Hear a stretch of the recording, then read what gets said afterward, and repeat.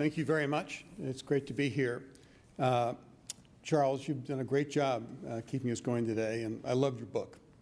So I want to let you know that. So I would like to thank the Department of State and the U.S. Water Partnership for arranging for this. It's a tremendous event, and I was sitting there thinking to myself, gosh, I sure hope this is being taped. And then I turned around and saw the cameras, because there's so much knowledge here that's so important to convey and share elsewhere. I particularly wanted to thank Assistant Secretary Jones for everything she's done to put this together, as well as Ambassador Habit. I've been a public servant for more than a quarter of a century, and you don't often have a chance to work with people of their quality, and it's really been a great pleasure. I first began in this field in 1974, and my first encounter with waterborne disease was in Bangladesh, in what was called a gruel kitchen in Dhaka, where people were taken to die. And they were taken to die for a combination of diseases, many of which were derivative to waterborne disease. And I remember as a young man looking at that and thinking to myself, you know, this does not have to be this way. It does not have to be this way. And what's happening today is not only are we reaffirming that it does not have to be this way, we're going through the wide range of solutions that will alleviate and prevent this kind of suffering and death in the future. And this has been extraordinarily meaningful to all of us because of this. So this is a significant day for us at AID. It marks delivering on commitments. It was in September of almost a year ago when the Swedish International Development Agency and USAID launched in Stockholm the Securing Water for Food Grand Challenge. And that Grand Challenge was committed to select innovative technologies to help make a major difference in supplying water for food production in the developing world. And since then, we brought into this partnership the government of the Netherlands, and we're really very, very happy that they would join in because of their tremendous leadership and generosity in the overall field of water. And we now have an overall commitment of $32 million to support the challenge and the development and application of critical technologies. Today, this afternoon, in fact, we're posting on a website some 83 semifinalists that derive from some 520 individuals and organizations that submitted concept notes in response to this call. These individuals and organizations came from 90 countries. And what I think is extremely significant is that 70% of those countries are from the developing world.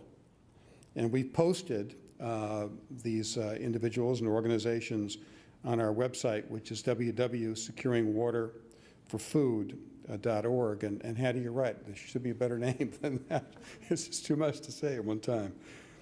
So we're thrilled about it. And we've taken these prospective winners are just across the board in wonderful different ways to solve problems. And I think that they're most certainly in keeping with what the 6 individuals who spoke before me regarding their great achievements already in the water sector, and I just wanted to praise them for what they've done and will do.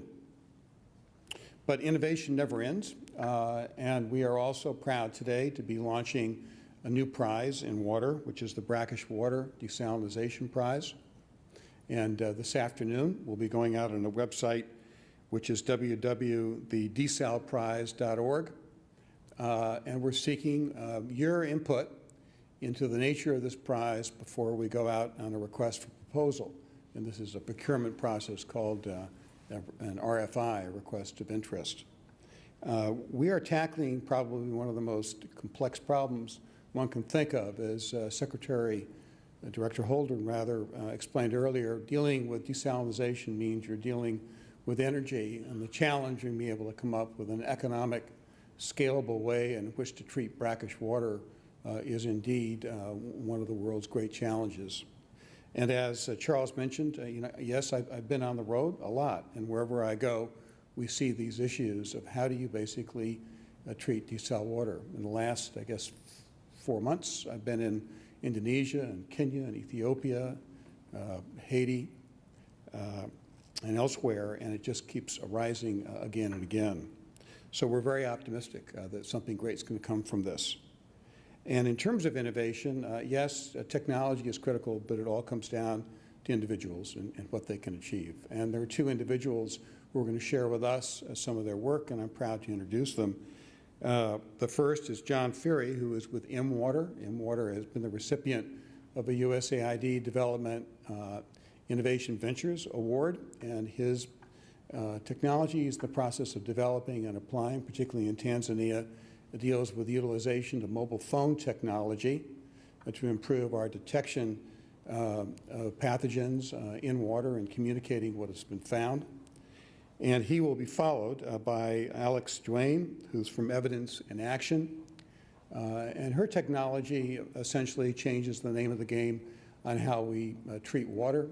She's engaged in developing and applying chlorinator technologies, particularly in Africa. I guess 6 weeks ago, I was in a remote part of Kenya at a spring, and there at the spring was a blue box on a pole, and that pole was full of chlorine, and the chlorine could be basically released into a jerry can on a calibrated fashion so that when people take their water out of a spring, put the chlorine into the jerry can, recontaminate it accidentally, over the next 72 hours, it remains clean and safe, which is quite an achievement. So it's my pleasure to introduce John and to thank you all for being here for this exceptional event. John?